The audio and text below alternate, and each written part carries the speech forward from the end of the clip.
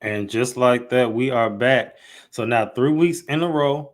Glad I've been able to do this. Like I said, the last 2 weeks has just been me solo, and then we are now in track three.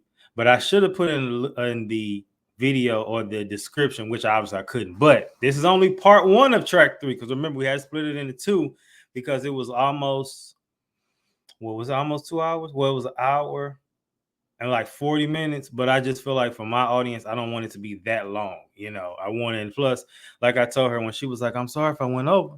I said, oh no, you good because you give me more content. So that works for me. So we'll be continuing part two this week.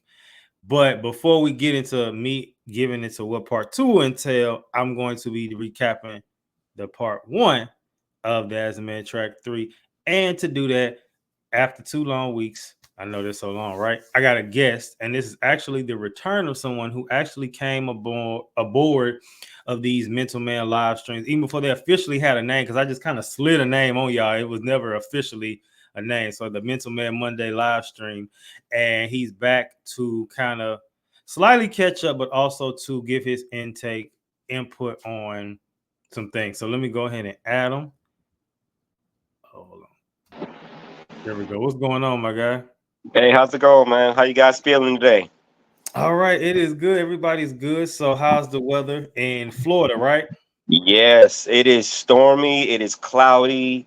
The power just came back on, and the Wi-Fi just reconnected because it was off and flickering real bad. And I'll tell you one thing: Florida is the only place, the only state where we go through all four seasons in one day. I don't know. Y'all got it worse, but Texas, that happens in Texas too. So, Oh, they even having it bad the past 2, 3 years, man. It's been bad. It's yeah. been bad. But before I begin, I just want to say thank you for having me. I know some things were like kind of last minute and going through, but hey, I really appreciate you having me anyway, brother. No problem. Because, like I said, I was going to these live streams the last month or two. I haven't been as consistent. I took a unexpected break. And then I said with the live streams, and then I was like, well, I want to get back consistent with it. I wanted to use the new series to make sure that I did that. So the last 2 weeks, with the goal mainly with the live stream is to always have a guest. And of course, there'll be a case where you don't, but the main thing is always have one. Last 2 weeks I did, and I was okay. The first week I was supposed to, and something. No, the second week I was supposed to, and something happened. But I knew one of the weeks it was going to be that way. So here we are. And thank you so much again. I was like, let me do a slight catch up. So the last time you were on, it was like what? What was it like this time last year, kind of? It was it was about 5 or 6 months ago. It's been a minute actually. Yeah. So It's been what a minute. was because it was 2023, right? Yes. So what has happened since then? You know what? Since our last conversation, in all honesty, I caught COVID twice. Okay. And I had to resign from my position working as a CO in a juvenile detention center. So, and I was supposed to embark on a book tour through Dubai and Paris, but I caught COVID. I was under the weather. My immune system went down hard, really hard, and has been difficult because I'm still not at 100%. So with that being said, I'm on all these immune system boosters and medication and high blood pressure now, anxiety medication. It's been difficult. It's been difficult, but I'm catching up. I'm going back to writing another book, and I'm back in writing another audio. Excuse me. I'm turning the poetic memoir "Shake That Us Off Your Soul" into an audio book. So I've been working on that lately with the producer that I've been working with for a long time, and really getting back into the habit because I'm also a behavioral analyst. So it's been busy, it's been Mm-hmm. hard, it's been productive, but it's been a constant uphill productive battle. And I say that because either you win or you learn, and Okay. I'm learning as I win. Because sometimes we have to pull ourselves down and pull ourselves back and hit the restart button. And COVID, I learned absolutely the biggest thing I learned with COVID is perspective, where I'm Hmm. going, what I'm doing, and remembering what I'm fighting for. Right. Okay. Okay. Well, that's good to keep in mind. And a lot of people, I think, life is about perspective. Even when it came to COVID, I remember looking back, and I was telling somebody the other day, I said, really during the pandemic, like during that 2020 time, I said it really was actually fun. And it was, but we was just so, I know I was so caught up in when this is going to be over. But looking back, it was a lot of fun moments, even though it was a lot of shutdown. And of course, it was the people saying, oh, y'all need to stay in the house. Y'all need to stay in the house. But I live in Texas, you live in Florida. And as from what I saw, the people who stayed up in the house, the ones that kept getting sick. The people who was actually stayed moving around, we Yep. was okay. Yes. So, Yes. Yes. And I tell you one thing, one of the biggest things that when COVID happened, um, you couldn't go anywhere. Everything was shut down. And the thing is, I ran out of my anxiety medication. So I was in the house the whole time. And this was around the time with the George Floyd situation, so I stayed inside and people were outside rioting and protesting not far from my house. So that made it even harder. And my friends wanted to go out there and, hey, come on, let's go, let's go. I'm like, no. So I utilized that time to write and write and write. And that's how the production of Shake That Us Off My Soul came into effect. And mm. I was able to write some other ebooks on top of that and write my poetry and everything. So it was a blessing and a curse, but it was a blessing in disguise. You're No, for right. sure. No, for sure, definitely. And I didn't even plan on this impromptu COVID conversation. So that's good. That's good though. But somebody need to hear that. Okay, so now before because we got a few things to cover. So we first going to recap track 3, part 1, featuring Dr. Jenny. And like I told everybody, I said Dave was enjoying the clips of her. I said, well, don't worry, she'll be back for part 2. So did you get a chance to watch a little bit of the episode? I did. I really did. And she had a lot of good points. And anxiety definitely does extend from childhood. It does, because then we take these situations from childhood into our teens, into our adulthood. That anxiety is one of those things that comes from trying to control everything, things you can't control, setting out on a course for something and not knowing the outcome, not knowing what's to be expected. And I was watching that, and it was very, very insightful. And it extends from childhood and it gets older. Excuse me, as we get older, it progresses. So I will say she had some points. And I'm just sitting back. It's like, oh man, you kind of got me on that one, because it is true. It is true. And thing is, with my anxiety, it did not come into play until I didn't know what was going on with me until about 2005, 2006, maybe 2007 ish, because I did not know what I was feeling. But part of me thought I was having a heart attack because extending from childhood, we as Black people, we don't get help. Oh, I'll be all right. No, I'm good. I'm good. Hey, man, if you got a problem, hey, go to the pastor, have him put hands on you. It'll be all right. You good. We do not talk about our mental and physical health. Oh, you'll be fine. Walk it off, because we as Black people, as Black men, we see anxiety, excuse me, we see getting help as a sign of weakness. Yeah. And that's where that extended from. And sometimes we catch it too late because Yeah. we've been strong for too long. So extending from my childhood, it got worse and it got worse as I got older and got older. So I guess early 2000s, that balloon popped and bam, you're full blown anxiety diagnosed. So it does extend from childhood, 100%. Yeah. Now, I don't want to jump too far ahead because we actually have a debate about it. I agree with where she was coming from, but I want to Yeah, say more right. for the second part of track 3, because she definitely have a lot of insight, and we talked about dealing with she was talking about good anxiety and bad anxiety. And I think because then she was able to kind of break that down a little bit more in part 2, and I don't want to give too much away, but just definitely like there's like if you're excited, say for instance, I have I'm a live podcast tomorrow in NYC, and it's the whole stadium is packed out, ready to see me. Like I would be anxious, but I wouldn't necessarily be scared. I'd more so be excited. And I think it's like Mhm. leaning more so into one side. And I'm all for, getting treatment, deliverance, healing, and all that stuff, because I do know people and have situations where I don't necessarily struggle with it. Doesn't run my life like it used to. And there was a Right, time where it did. Now, I right. will say that. So before we get into that, because I didn't plan on all this today, because it sounds like actual episode. What is your take? I saw a clip going viral of people asking, would you rather therapy or take medication?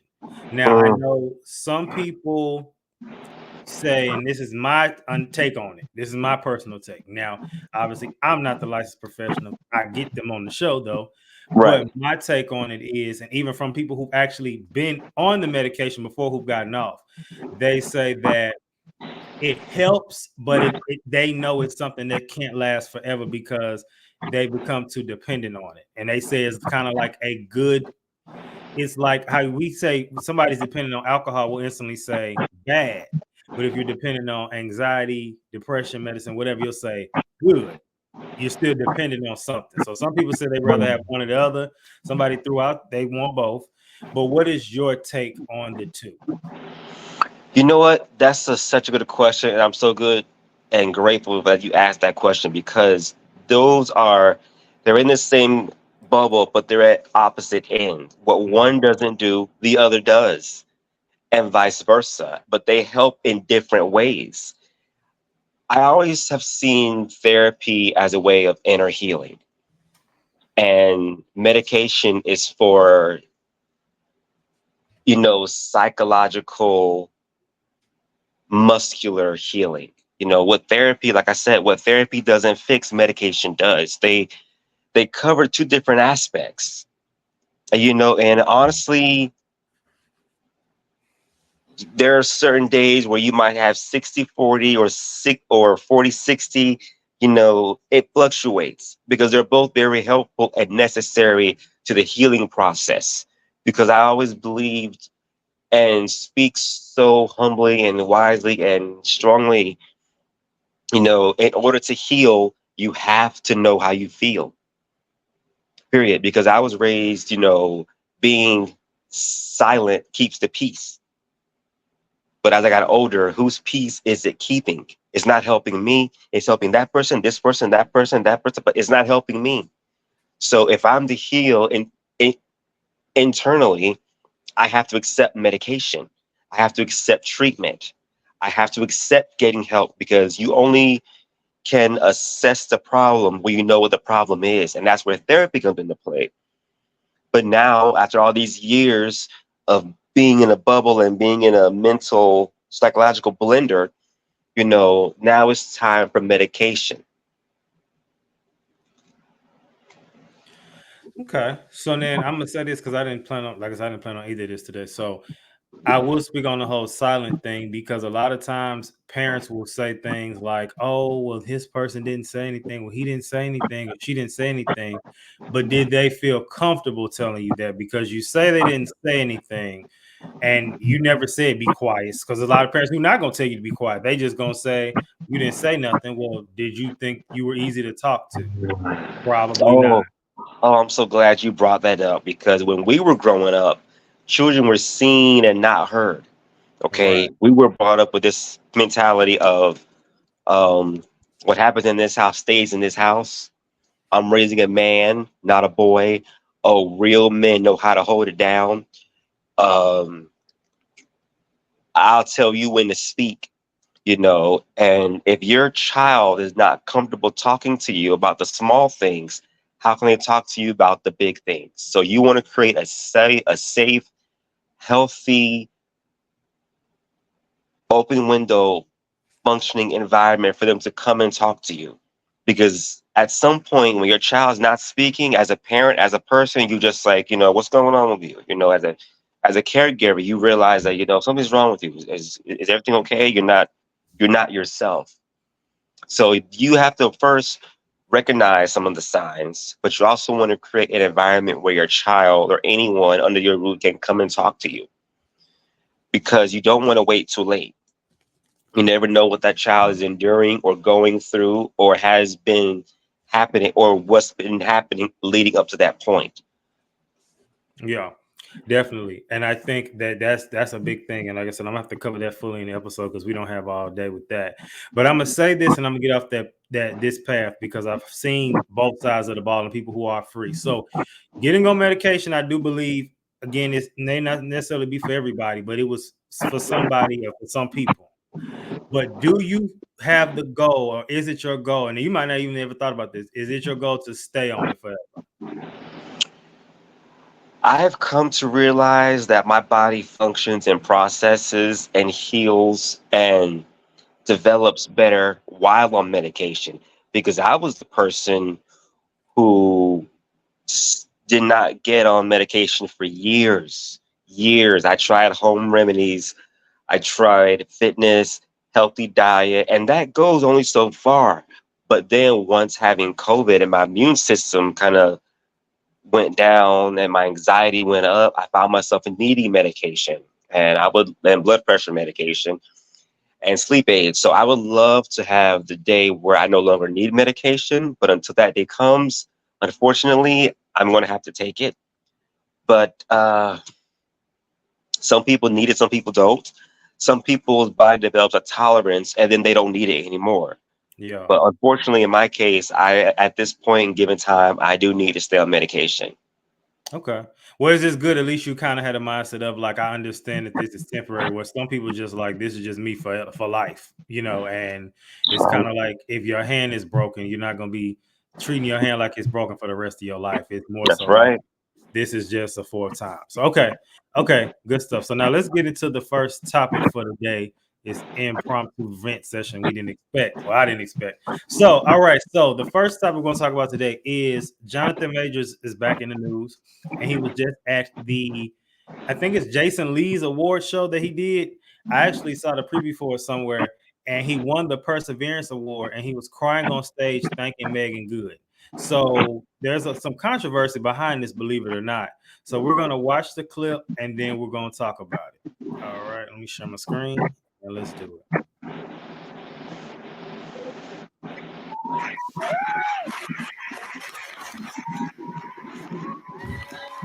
Oh my strength, with all my heart, I love you. Jonathan Majors declared his love publicly for his girlfriend Megan Good at the Hollywood Unlocked 4th Annual Award Show. The two have been dating since May of 2023. Although they constantly display public affection, fans and people still believe their relationship is a publicity stunt. Megan Good, who is a beautiful woman who wouldn't have a problem to find any man, fell in love with Jonathan Majors at his lowest point. Megan Good has been his peace and rock through a rough time. So that's why when Jonathan Majors received the Perseverance Award at the Hollywood Unlocked, he broke down during his speech and thanked Megan Good for staying by his side and just being there, honestly. The actor couldn't even get his words out to properly thank Megan Good in front of everyone. He was so emotional. Megan Good went through some things of her own. For instance, by going through an unexpected divorce, a divorce that was followed by her ex-husband of 10 years, Devon.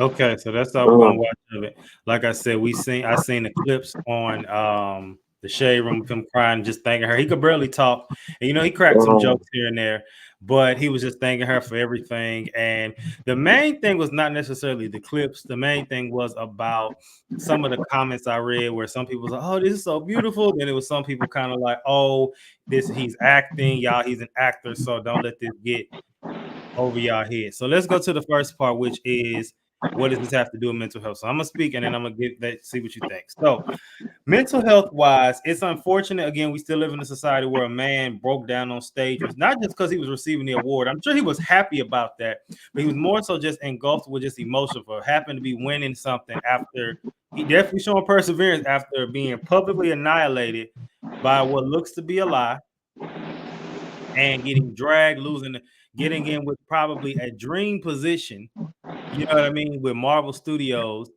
and a position you was gonna play the villain. And we all know after the main superhero, the villain is the next highest paid. I'm sure it wasn't just about money, but I'm saying like you in the Marvel studio, you grew up watching that. You know what I'm saying? I'm sure like I get to be a villain in Marvel. I was a comic book fan, and out of nowhere, my life just went downhill. And Yeah. um so, and then for him to cry on stage thanking his now girlfriend, because at the time people were speculating didn't know. and she got out of divorce. He was in a movie, and they were both crying and just full of emotion. So, what's your take on that? You know what? It's the best feeling in the world to have support in your corner, but to have constant support in your corner for one. And we always want to give credit where it's due and give respect where it's due, whether it's a loved one, your brother, your sister, that mentor. You know, we always want to give credit where it's due. And you know what? Maybe she did hold it down, maybe she didn't. We don't know. I wasn't there, but I will say one thing.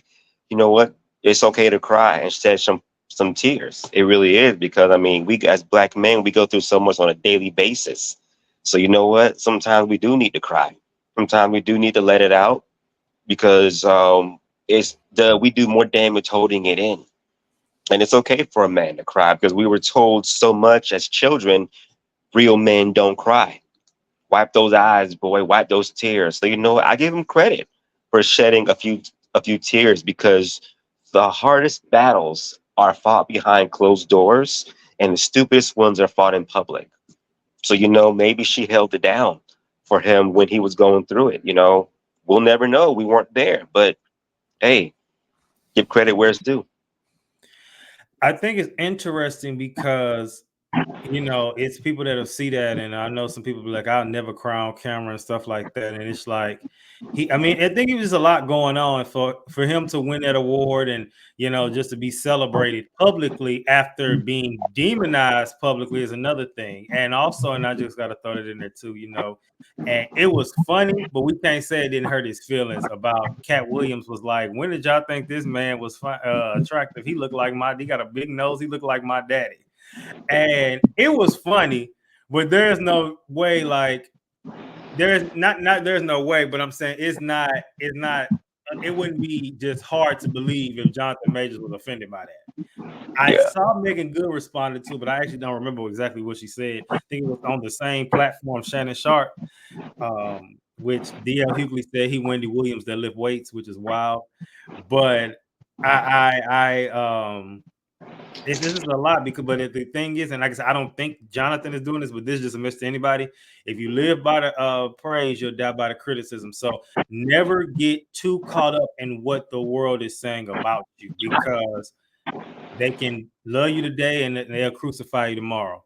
That's right. So WWID, what would I do in this situation? I mean, I don't gonna lie. If I was annihilated and then lost a high-paying job, because how people do, and we all do, and this is a lesson too, and we need to clip this.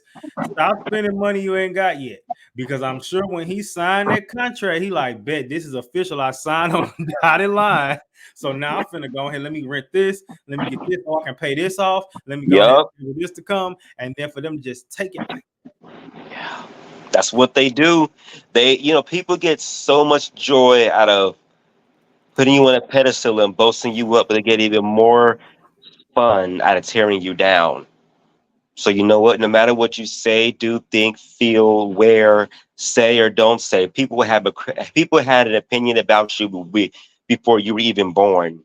So you know what? I understand living for yourself, but when you're in the public eye, you're constantly scrutinized and disrespected for no matter what. Even if you weren't there, even if you didn't do it, even if someone else said it, you're still held accountable.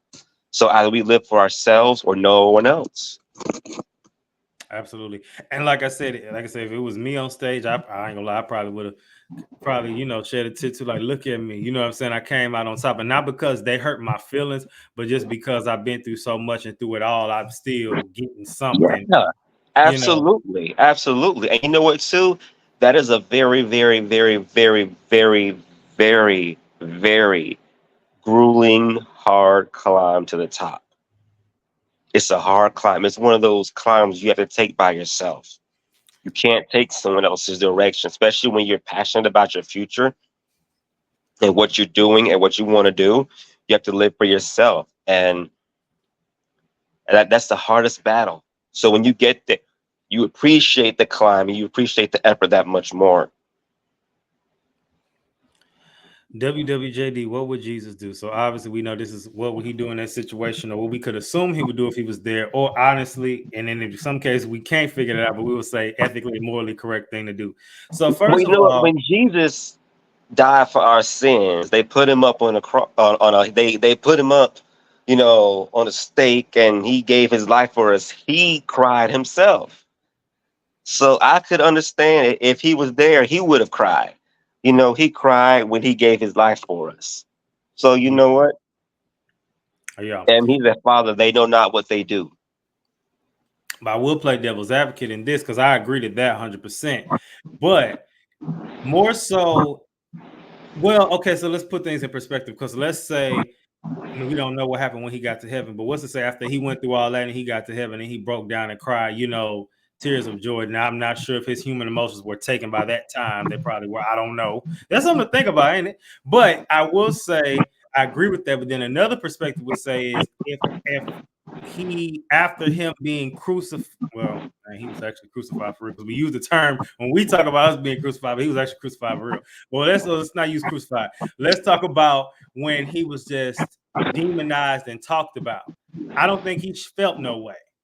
And so, although what you said is 100% correct, what I'm saying too is actually, I got to just go ahead and point up the next part, which is what should men do in this situation.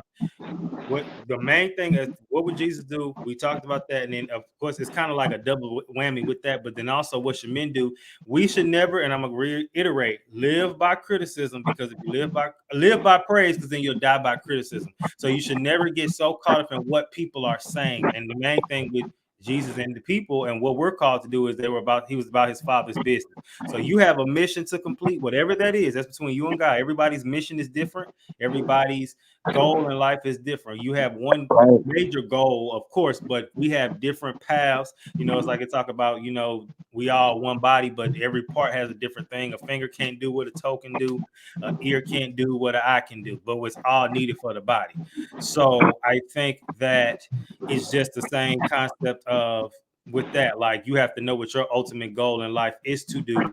And if you're right now find yourself being extremely sensitive, oh my God, did we jump in a week ahead actually, because not track 3 part 2, but track 4 is as a man, why are you so easily offended?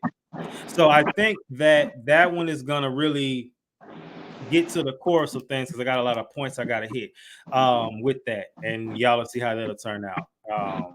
But that'll be another solo episode. So anything you want to say or comment on before we go into the next topic? No, just that don't be afraid to shed some tears. Don't let other people keep you from expressing yourself. Every day you walk out that door, it's a battle, whether it's school or work or in your house. We all going through something. So don't feel that shedding a few tears makes you any less or weaker than a man, because people having their opinion, people having their mentality, what a man is. And when they see something, experience something other than what they were expecting, other than what's in that bracket of what a man is, they criticize it, they scrutinize it. It's called weak. It's called inferior. It's called a pussy. It's called a homo. It's called weak. It's called stupid. It's considered less than a man because they have in their mind of what a man is. Yeah. You see, so don't let anyone tell you anything different. They have their own issues. So don't let them put their feelings and opinions on you. Shed some tears. Shed some tears. All right. Yeah. All right, so let's go to the final topic for today. So, the final topic we're gonna talk about is Kirk Franklin. Now, I'm gonna just say this, and I'm not trying to be rude. I actually don't. I'm not gonna say I don't listen to him and not say that he doesn't have gems from time to time. I don't agree with everything he says, but he actually said something recently I actually did kind of agree with, and it actually kind of shook the world up. He dropped a bomb on. I'm only calling him this because they call him that Auntie Cam Newton. I don't think he's an auntie, but just how he be dressing sometimes. But so Cam Newton's podcast, he was interviewed and he dropped the bomb about marriage, and he talked about the Western Church, and I have a lot to say about that. So let's watch the clip and then let's talk about it, because he said some stuff. recognize the position very strongly. I believe that marriage has been recognized in Western Christianity. Giving has been weaponized in Western Christianity. Sexuality has been weaponized. It's very much that you living in sin, you need to get married, without realizing that marriage doesn't fix sin. You're talking. So, Tammy and I have had to walk through deep waters because of a lot of the bad beginnings of religious dogma. That's why it is very important for people to understand the fullness of faith and to not allow the culture of Christianity to dictate what they believe God wants for them. For example, and any woman listening to this can attest in our culture, don't be no 30, 35-year-old single Black woman and go to the family reunion. All the older women are going to do them. They're going to look at you and wonder and question you and challenge you on why you not married? Where your man at? Where your kids at? All that. Like, it's a prerequisite for identity and value that if you don't have a man, if you don't have kids, that something about you is broken. Do you understand how dysfunctional these messages are? Yeah. And how we super spiritualize these messages? He that findeth the wife findeth a good thing. Yeah, but Paul also said, I wish that some of you were like me. I wish some of you could be single, because some of you could even be more useful in the kingdom if you were single, Paul said. Now, marriage is a good thing, but Paul said, but marriage is a necessary distraction. Yeah. Yes.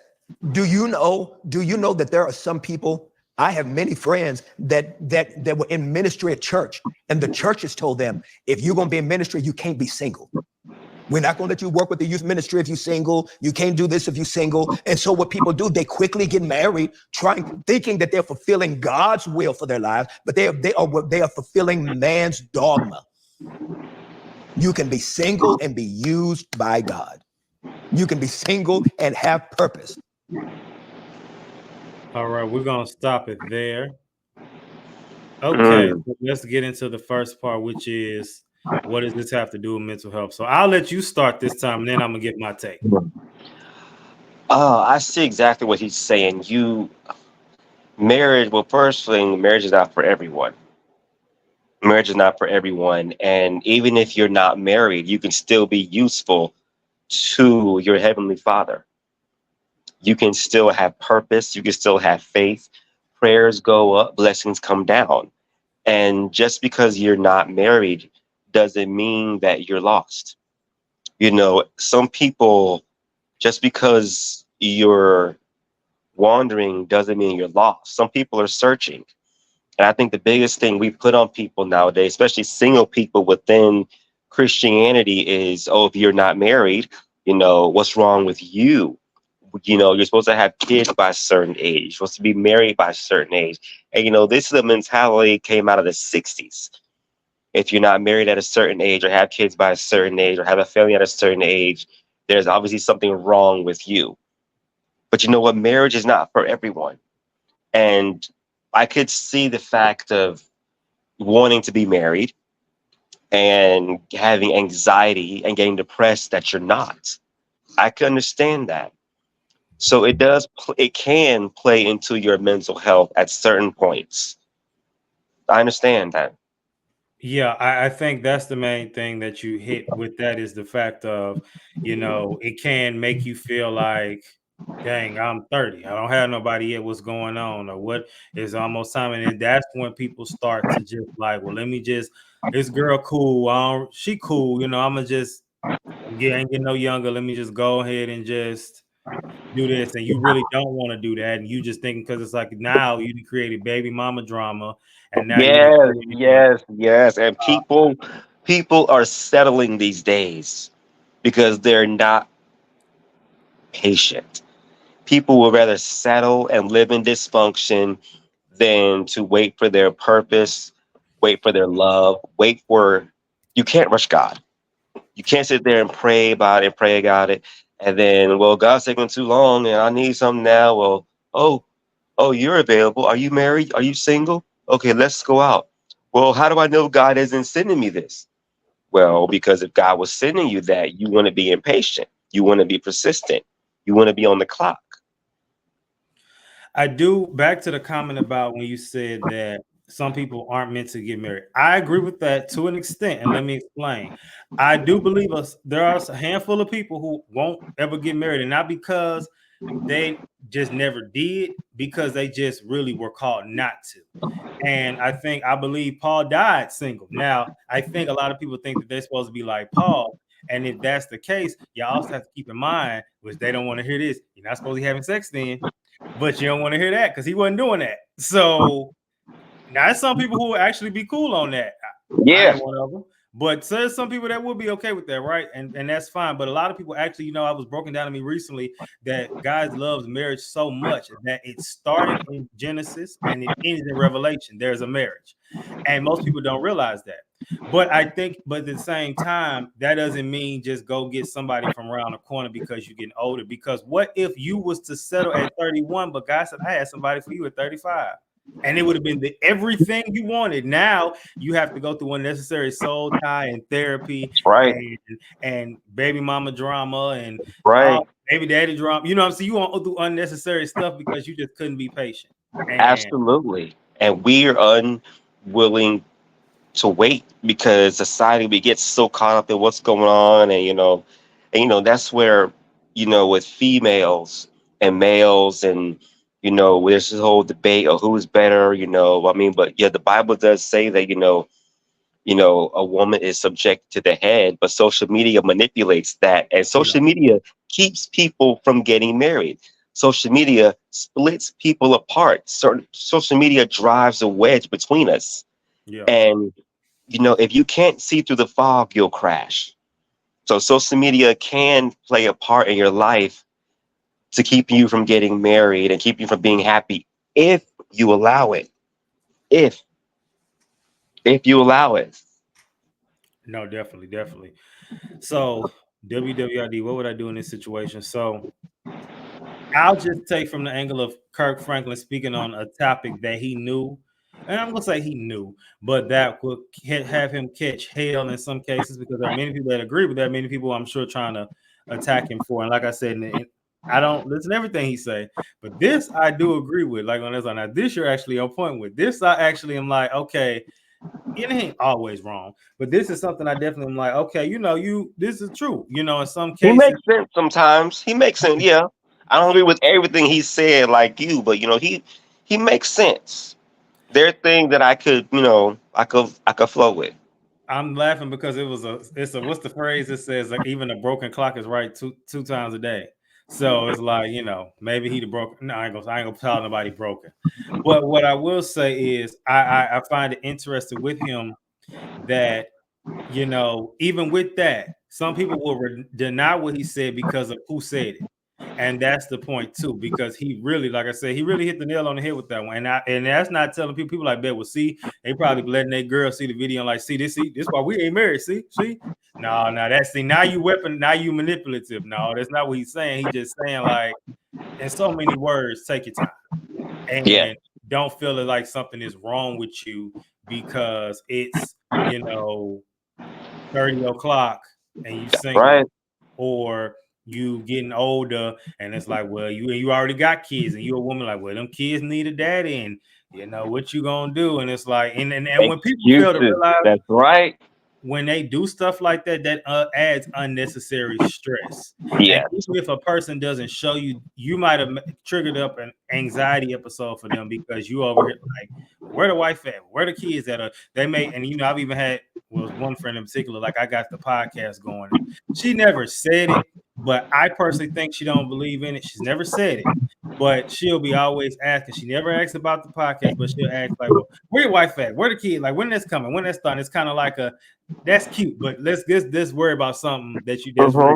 That's kind of the vibe I get. She never said it, but that's kind of like, I get that vibe. Yeah, I get that vibe. So I get that 100%. I get that. so WWJD, what would you do? The most ethically and morally correct thing to do is to people don't want to hear this, but you really and they make fun of it. I've seen videos that make fun of it where they'll be like, well, somebody will be like, oh, they was like it was a church lady. It was like one of those spoofs, and she was just like, they was like, "How did you get that good man?" She said, "The Lord gonna send him to you. He ain't gonna be looking for him." I really believe your kingdom spouse, when you actually are in position, is really gonna happen like that. Or, I mean, we can't guess how God gonna do things, but sometimes it might be somebody you already known and not even looked at like that. Like I know my old coworker, she told me that's how she saw her husband. That was her best friend, and one day she just started looking at him differently. She said she actually, wrote down all the things she wanted, and then one day she realized it was He was that him. everything on that list. And then they've been married for like 10 years now. So, so sometimes you might have to. I'm not saying you shouldn't just settle, and if there are some areas that can be fixed, but like you shouldn't be tripping on nobody if they don't know how to dress. You can teach them how to dress. That's minor. Like, Yeah. or they chew a certain way like that. That's minor. It's annoying still, but that's minor. I'm so glad you said that because there's a quote in my book, Shake the Dust Off Your Soul. It's actually on Gumroad and it's on Amazon too, but I gotta put it back on there and do some things with it. But there's a quote in the book that says, happiness is right where you left it. And it is. Sometimes you have to go around the whole world, just end up back where you started. And or you go around your whole body just to reach the back of your hand. But what you're looking for, what you're waiting for wasn't available at that point, but it's available at this point in time. So to see, the thing is, now your eyes are open for you to appreciate, and you matured physically, emotionally, mentally. Now you're ready to accept that blessing that God has for you. Definitely, definitely. And then the final part of this dissection for that, what should men do in the situation? Stop having sex with these girls raw and stop getting them pregnant on purpose. Because that lady Passing a don't bunch of believe. STDs and spreading them around. because Uh-huh. because that lady, which it shouldn't be no way, but that lady ain't gonna get no abortion. You did it on purpose, so you like, I'm gonna get her pregnant because I'm getting old. I need a kid. Let me go ahead and just do that. Don't do that. And That's now not she's right. gonna use that child against you Yeah. and get you for child support for the next 18 years. Yeah, like I said, just wait for your time, because at the end of the day, again, this is a podcast geared towards me, and I hate to be the bearer of bad news, but it's not really bad news for us. But we can have kids a little longer and not be an issue. Just saying. Just be patient. Just saying. People pop. Now I don't want to be. I'm not gonna be that old. People can pop out a kid, a healthy baby at 50. A dude. Oh, I know a couple, a lady that got pregnant when she was 65. Oh, that was And her husband was 72. well. They was an old Jamaican couple. But Sure see, did. but it's it's stuff different over there. I'm gonna give you a little tip offline what you can do as far as to fight that something you're going through, because something I thought about. I'm gonna tell you offline. But okay, so yeah, that's pretty much it we got for today. Anything you want to pub before we go? If my products, my service, my platform is geared toward men of color. But I like to go beyond that. If it will work so well with men of color, with melanin, how much more great would it do for men that are not of color, that are not of, melanin? You know, if you're not sure what symptoms you're feeling, pull out your phone, type in those symptoms.